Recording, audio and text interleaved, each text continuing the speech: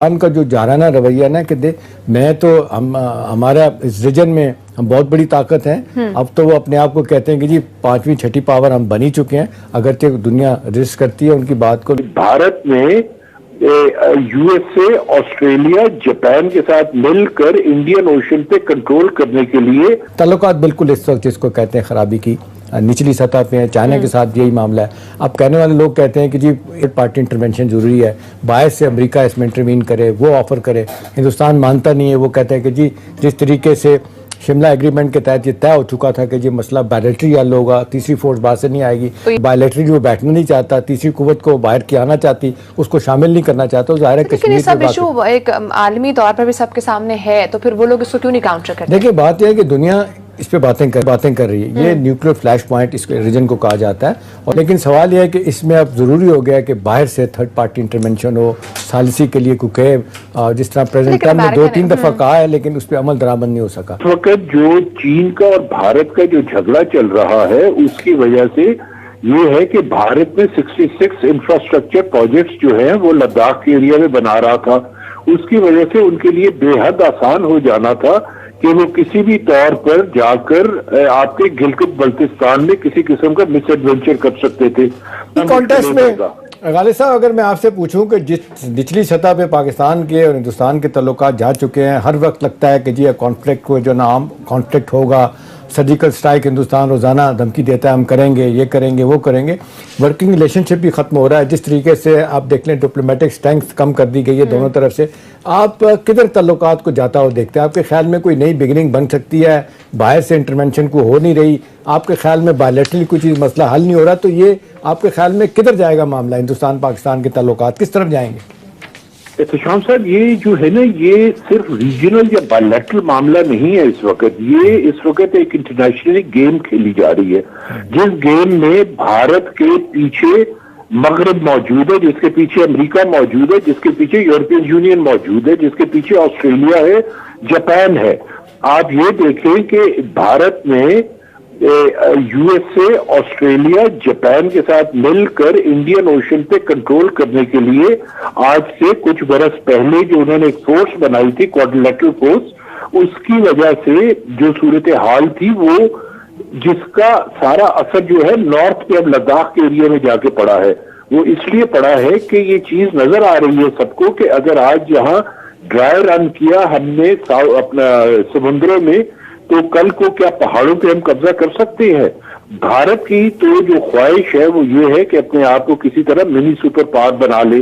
ان کی جو ڈیزائنز ہیں وہ اتنے بڑے ہیں، they have grand designs but fortunately اور unfortunately لیکن غالب صاحب ساؤتھ چائنا سی میں جو ابھی آپ بات کر رہے ہیں، جس طریقے سے جاپان اور اس کے بعد فلپین اور آسٹریلیا کے ساتھ مل کے امریکہ سب کچھ کروا رہا ہے، صرف ان کا سٹائل ہے پوسچرنگ جس طریقے سے وہ کر رہے ہیں، مسلسل مستقل بنیادوں پہ ان کے جہاز جو ہے نا بڑے وہاں پہ کھڑے ہیں، جو ایگریسو سٹائل جو اب دکھائی دے رہا ہے ایک مدت کے بعد، آپ کے خیال میں اس کی کیا اہمیت ہے؟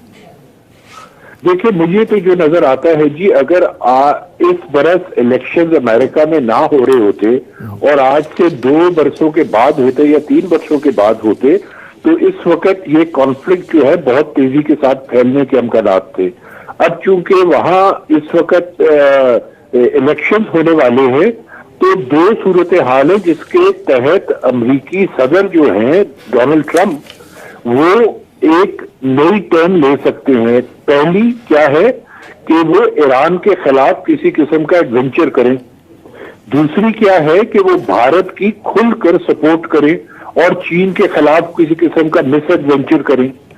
ادھر ایڈونچر ہوگا، ادھر مس ایڈونچر ہوگا۔ ایڈونچر اس لیے ہوگا کہ ایران جو ہے وہ اس وقت اس صورتحال میں نہیں ہے کہ وہ امریکہ کا مقابلہ کر سکے، وہ چیز امریکہ کو نظر آتی ہے تو یہاں خطرہ زیادہ موجود ہے۔ اس لیے میں اس ریجن میں خطرے کو بڑھتا ہوا نہیں دیکھ رہا جو کہ بھارت اور چائنا کا ایریا ہے یا بھارت اور مقبوضہ کشمیر کا ایریا ہے۔ ایران میں ممکنات ہیں کہ جی یہ آئندہ इलेक्शन से मजीद करीब तक जब होंगे तो इसमें हालात खराब हो जाएं। ठीक है, लेकिन एहतशाम साहब जिस तरह से अभी गालिब साहब ने बात की है, वो कह रहे हैं कि जो भी सब सपोर्ट इस वक्त मिल रही है इंडिया को, वो कहाँ से मिल रही है?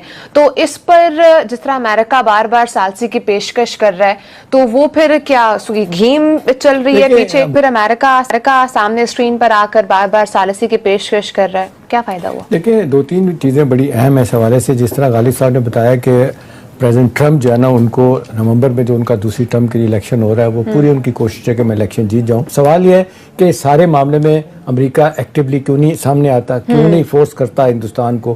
कह तो दिया 2-3 दफ़ा, लेकिन साथ प्रेसिडेंट ट्रम्प ये भी कहते हैं कि जी अगर हिंदुस्तान मानेगा, कहेगा, तो फिर हम सालसी के लिए तैयार होंगे। तो कहते हैं दोनों पार्टियां में अमेरिका ये कहता है, लेकिन हिंदुस्तान मना कर देता है। वो कहते हैं जी हमने नहीं करना, ये हमारा मामला ऐसा है कि हम बायलैटरली दो तरफा तौर पे हल करेंगे, शिमला एग्रीमेंट के तहत, लाहौर डिक्लेरेशन के तहत। पाकिस्तान ये कहता है कि हमने बड़ी कोशिश कर ली, हमने जिस तरीके से आपको बैक टू बैक कहते हैं बेशुमार हमने आपको आपकी बातें मानी। मुशर्रफ के ज़माने में बातचीत जब शुरू हुई थी, पाकिस्तान का 50 साल का एक स्टैंड था जो पाकिस्तान ने छोड़ा। पाकिस्तान ये कहता था कि जी जब तक कश्मीर पे बात नहीं होगी, कोई तजारती बात नहीं होगी, कोई तजारत या और मामलात पे बात नहीं होगी। हिंदुस्तान कहता था नहीं, पहले ट्रेड पे बात करेंगे, कश्मीर को छोड़ें। तो पाकिस्तान अपने नुक्ता से पीछे हटा था, ठीक है ना। इसके बावजूद हमने देखा कि जिस तरीके से पाकिस्तान के साथ उनके डिफरेंट राउंड होते रहे, टॉक्स होते रहे, वो उस पर हिंदुस्तान नहीं आया इस तरफ। हिंदुस्तान का नुक्ता नज़र ये है कि पाकिस्तान कश्मीर को भूल जाए। जो जब हम अक़वाम मुत्तहिदा में बात करते हैं तो भारत इतना एग्रेसिव क्यों हो जाता है? हिंदुस्तान का जो जाराना रवैया ना कि मैं तो हमारा इस रीजन में हम बहुत बड़ी ताकत हैं। अब तो वो अपने आप को कहते हैं कि जी 5वीं 6ठी पावर हम बन ही चुके हैं, अगरचे दुनिया रिस्क करती है उनकी बात को।